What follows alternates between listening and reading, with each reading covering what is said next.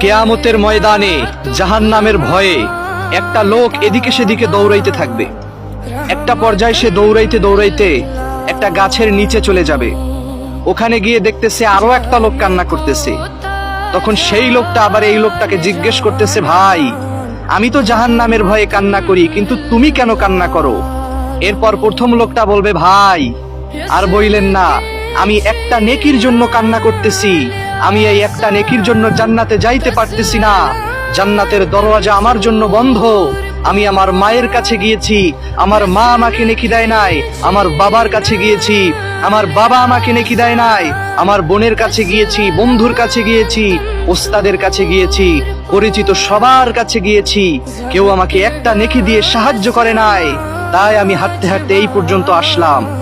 এরপরে গাছতলায় যেই লোকটা বসা, সে বলতেছে, ভাই, আপনি তো একটা নেকির জন্য কান্না করেন, কিন্তু আমার কাছে বেশি কোনো নেকি নাই।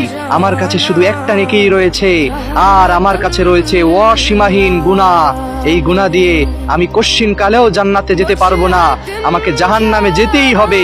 তাই আমি তো যেহেতু পারবো না জান্নাতে যেতে, তাহলে আমার নেকিটা আমি আপনাকে দিয়ে দিলাম, আপনি জান্নাতে চলে যান। আল্লাহু আকবার।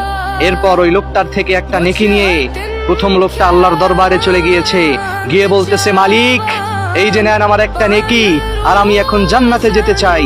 আল্লাহ জিজ্ঞেস করবে, তুমি এই নেকি কোথায় পেলে? তখন লোকটা বলবে, আল্লাহ, গাছতলায় অমুক এক লোক, তার একটাই নেকি, সে আমাকে দিয়ে দিয়েছে। আল্লাহু আকবার।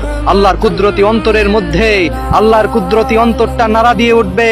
আল্লাহর কুদরতি অন্তরের মধ্যে গর্জন শুরু হয়ে যাবে। আল্লাহর রহমতের চাদরটা ভিজিয়ে যাবে।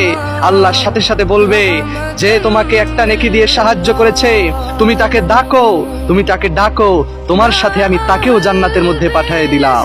আল্লাহু আকবার, আল্লাহু আকবার। তাই প্রিয় ভাইরা, আমরা যেন সমাজের মধ্যে ভালো কাজ করে করে তারপরে যেন কবরে যেতে পারি, সেই তৌফিক যেন আল্লাহ আমাদেরকে দান করেন। আমিন। আলহামদুলিল্লাহি রাব্বিল আলামিন।